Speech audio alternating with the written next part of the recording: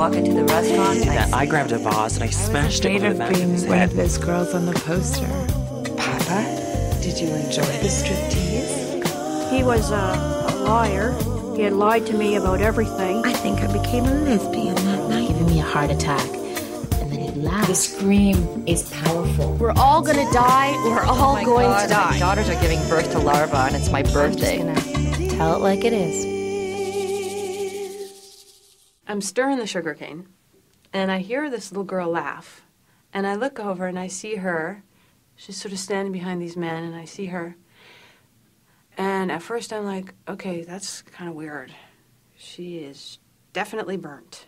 I mean, I don't know if that was like love at first sight or if that was the ecstasy, but to me, the guy was just perfect. He was like this Polish god. Tell it like it is.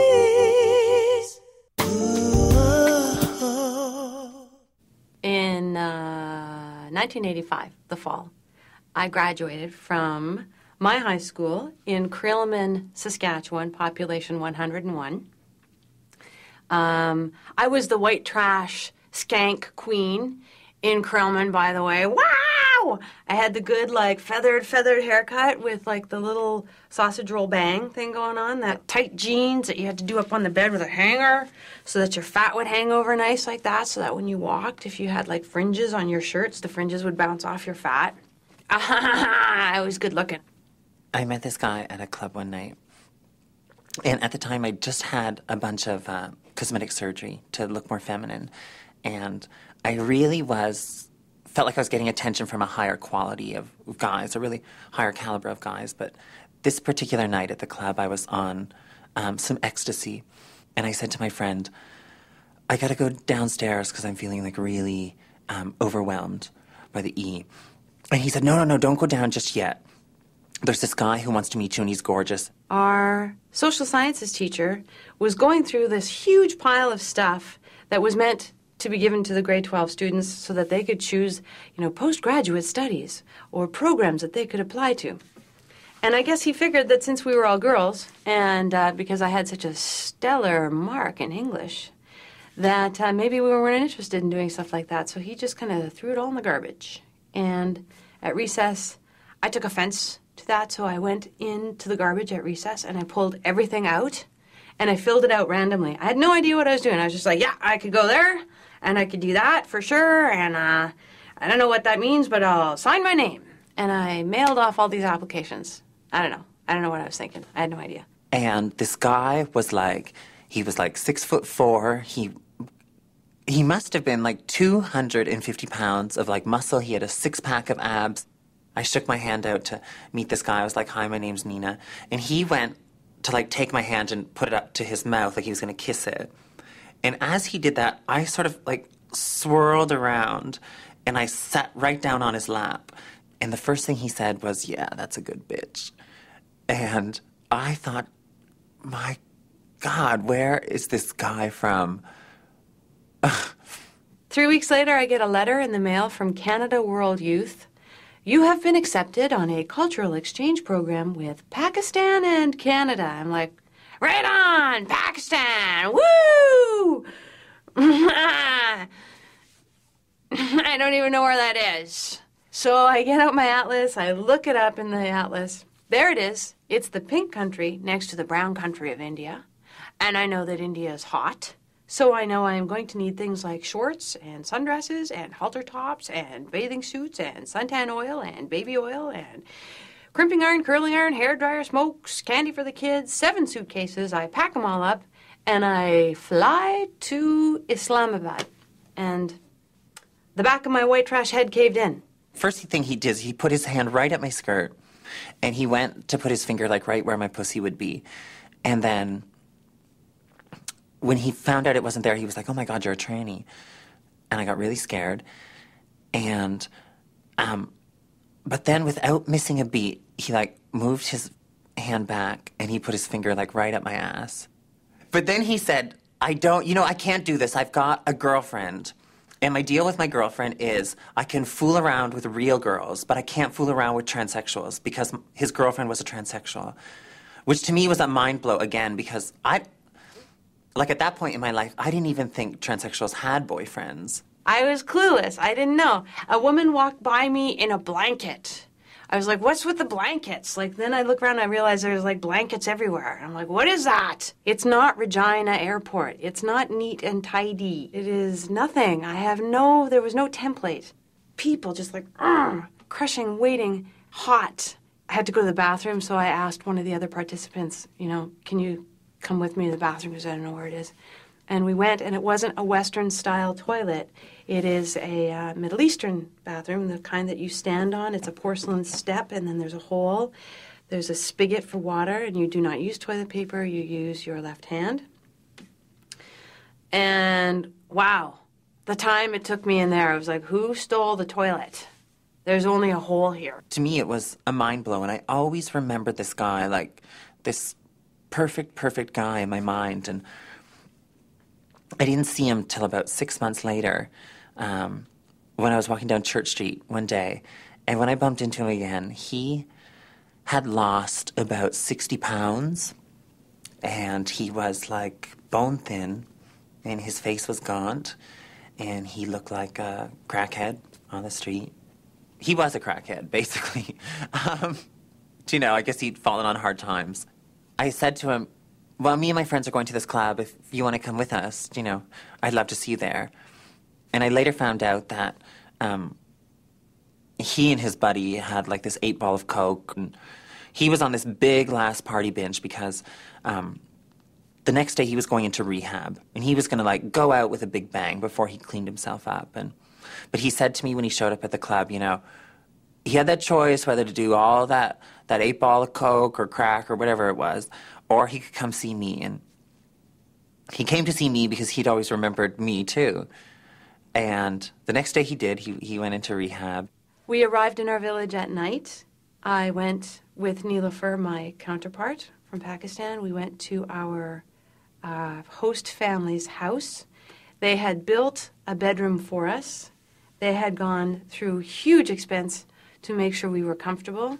This is a small, poor, rural farming community in Pakistan. So this is the kind of money you spend on a wedding. They built us a bedroom. And me, I walk in the door and I'm all like, what the fuck is on the walls? It's dung? The hell's that? And my bedroom's made of shit? Like, oh, God. Tell it like it is. So my first job, there was a number of jobs that you could do. One was picking blood oranges, which totally freaked me out. I was like, a blood orange? Are you fucking high? I am not eating something with blood in the name of it. I don't care how good it is. The other job was working in a school, teaching girls. I couldn't teach them anything. And wisely, the other participants recognized that. Do not send her to the school. She will only teach them to swear. So I didn't teach in the school. I went to the sugarcane fields. That was my job. I was given a machete and a mule. And out I went, like Arnold Schwarzenegger, and I was like, wow, this is fucking great. Chopping sugarcane, you put it on the mule, you drag the mule over to these huge vats that are sunk in the ground, given a sieve about 6 feet long, and you stand over this, like, bloop, bloop, this boiling sugar, and it starts to coat your face and your hair, and gets in your clothes, and you're like, you're basically like a human M&M by the end of the day. It's just like, so sticky. Actually, he said very, very romantic things like, oh, Nina, you're my new drug, or, oh, God, Nina, I get so high off you, or, Nina, if I could roll you up and smoke you, I'd be high for the rest of my life. And, the sex was amazing. The sex was great.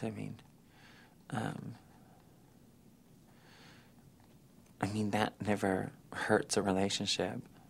And you hear this laughter over, sort of around where there's looks like some bushes, and there's these men standing there, and I look and I see this little girl, and she's laughing at me. And I think, sure, why not? Because I'd laugh at me too. I'm like, why are you laughing at me? Covered in sugar. And she's laughing. He had a great sense of play. Like, there was this sort of childlike thing about him that, if we went to the park with, and we're feeding acorns to squirrels or little peanuts to squirrels or something, it's like the excitement in him, it was just like a child's excitement. It was just like not mediated by any sort of trying to look like a responsible person or anything. And then I realized there's something in her laughter that is actually, there's a little bit of anger in there too. Because what I am doing for the experience, she did to earn a living. Sugura's father had died fighting in Afghanistan, and that left Sugura and her mother and her brother and her 3 sisters alone with no way of making any money because her mother wasn't allowed to just go out and get a job. That just wasn't acceptable in rural Muslim Pakistan. About 3 months before we got there, she had fallen in. And in an effort to climb out, she had reached for the edge of the vat of sugar and had cauterized her hand. And the heat of the sugar had, I guess when they pulled her out and they rolled her, had melted her skin together here, like this part of her arm. So she could still use this, but this was a stump. And this part of her face was melted to her shoulder, to her collarbone. And so she sort of always looked at you out of the corner of her eyes. Like she had like the most amazing secret to tell you, but she wasn't going to. When I told other queens in the city that, I was seeing him, their response was like, girl, you can have him. Take him. Good luck. It's like, but I always said to them, oh, no, girl, it's going to be different with me this time because he's going to rehab. Like when I'm going to be with him now, he's going to be sober. She was so cool. I loved her so much. She was so feisty. She didn't take grief from anybody. You could see in her eyes. I couldn't speak Urdu very well yet. I was still having a hard time with English, you know what I'm saying? Anyway, we became really good friends. She taught me how to count. Ek, do, teen, char, panch. She was ek, do, teen, char, panch. She was 6. She taught me some words in Urdu. Garam pani, boiling water. She taught me some of the songs that they would sing in the fields when they were picking cotton. Tum humai chaho yana chaho. I was fascinated by him. He'd been to jail a dozen times and, lived on the streets and, even though he, identified as straight, he worked as a hustler, to get money for crack. The longer he stayed off drugs, the closer we got and, rehab seemed to be working and he started putting on muscle again and he started looking better and better and I was just like, oh my God, my boyfriend is gorgeous. One day it hit me. About 3 or 4 weeks after I'd met her, I realized her hand, her stump smelled like cheese and it was kind of soft looking. One of the girls on the program was in her 3rd year of medical studies and realized that Sugura had gangrene in her stump. So we decided, as good Canadians and good participants, that we would take her to Lahore to see a doctor, and we did. One of the things I always remember that was so sweet is that, if I hadn't eaten, if I had an empty stomach, because I take, a hormone pill, that pill sort of needs food in your stomach to dissolve with. Otherwise, you're just getting, massive, massive amounts of estrogen, and you mood swing, and I would get really bitchy. And, I remember he always used to carry an apple or some food in his knapsack, and he would do that so when he saw me getting like that, so he knew I'd be okay.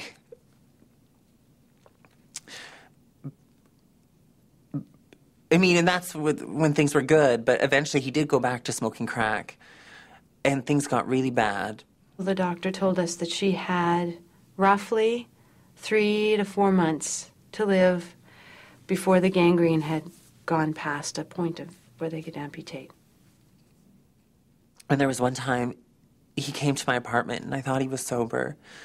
And he came in and he needed more drugs. He had been smoking crack and I didn't know. And he came over to rob me to get more money for crack. And I remember when he did it, tears would rolling down his face. And he would say to me, I'm so sorry. I have to do this to you, but I need it so bad. And I was getting, really pissed off with him because he was all it was almost like he didn't want to do the operation. And I couldn't quite figure that out. And he kept saying, will somebody get her? will somebody come and pick her up? And I'm like, what the fuck? What do you mean if nobody comes to get her? Of course somebody's going to come and get her. We're going to pay for the operation. We're going to pay for her mom to come and get her. Like, ugh. If you don't want to do the operation, we'll get somebody else who does. I got very angry. And I pepper sprayed him. I had pepper spray on me. And I pepper sprayed him in the face, and he started rubbing at his face with his hands to get the pepper spray out of his eyes. And then when he did that, I grabbed a vase and I smashed it over the back of his head and cut this big gash in the back of his head like this big. What do we do? Do we get the amputation? Do we pay for it? And then pay so her mother will hopefully come? Do we take the chance that the amputation might not even happen? That the money will just somehow disappear? Sometimes it happens because she's a little girl who's about to die anyway. Do we take the chance that we pay for the amputation and we send the money to her mother, and her mother, who has been destitute for 2 years with absolutely no way of feeding her other children, takes the money and decides to feed her children instead of coming to pick her up? So, in effect, were we creating a situation where we were actually condemning somebody to a worse life? If she had the operation, she would have to beg on the streets of a city of 12 million people.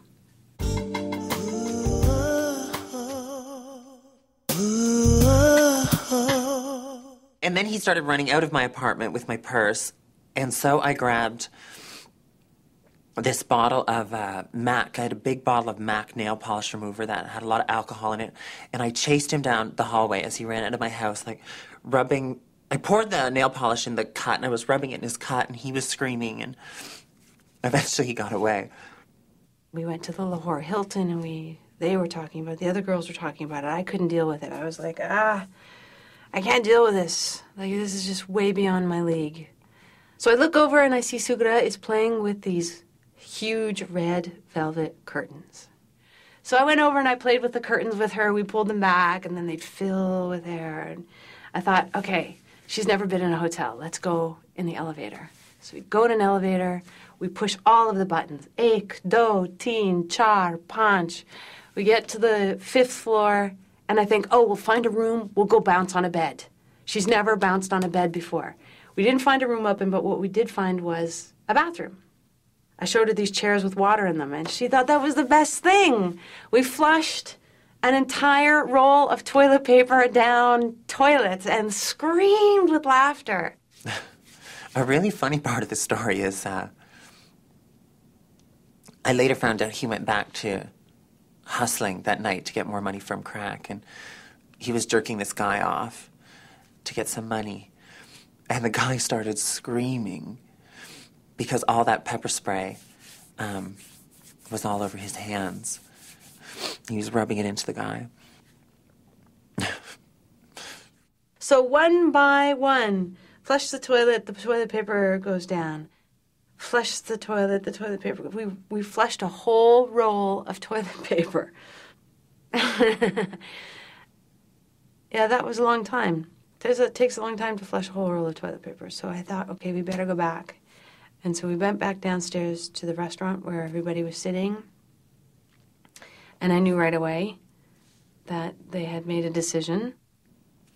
I called the cops, and the cops they picked him up, and my ex-boyfriend, he confessed, and I think he went to jail for about 4 months. I think for him, he could be in love with someone and still fuck them over. So we took her back home to her village where she would be with her mother, and she would die there. And then on the last day, when we were all leaving, we were in a Toyota van again, one of those little covered vans. And we're all jammed into the back of the van, and the whole village is there waving goodbye, and we're leaving, and I have my nose pierced. I have red hair, henna red hair. I am 40 pounds heavier than when I came. I can speak Urdu. I know that pepper comes from a tree, and parrots don't live in cages, and things don't just end up in a mall, and I know that there are people who are Jewish and Baha'is and Muslims and people read in other languages, and And there's this little girl running after this man, and she's waving, and I know that she's going to die because we can't save her. We can't do anything. We just have to leave her there. And so we did. I can't see him anymore, but I still love him and have love for him. And I'd love to think that even when he's really, really down and out, that he knows that even if he can't talk to me or can't see me anymore, that, you know, there's one person in the world that will always care for him. And when I got back to Regina Airport, cleanest airport in the whole world, I saw this kid crying on the floor, and he was having some fit, and I was just like, oh, I can't even stand it. I was just like, I wanted to kick him, and I went into the bathroom, and I flushed a whole roll of toilet paper.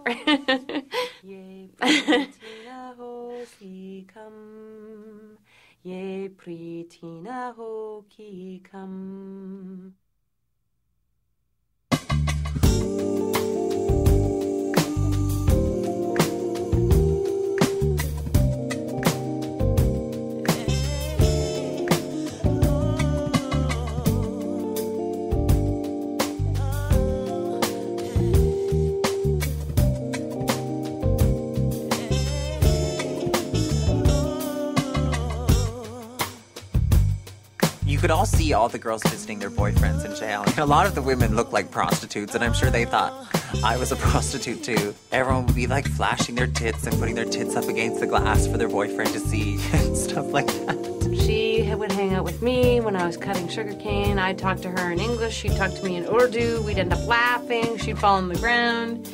I'd pee my shawar kameez. She'd laugh some more. It was just...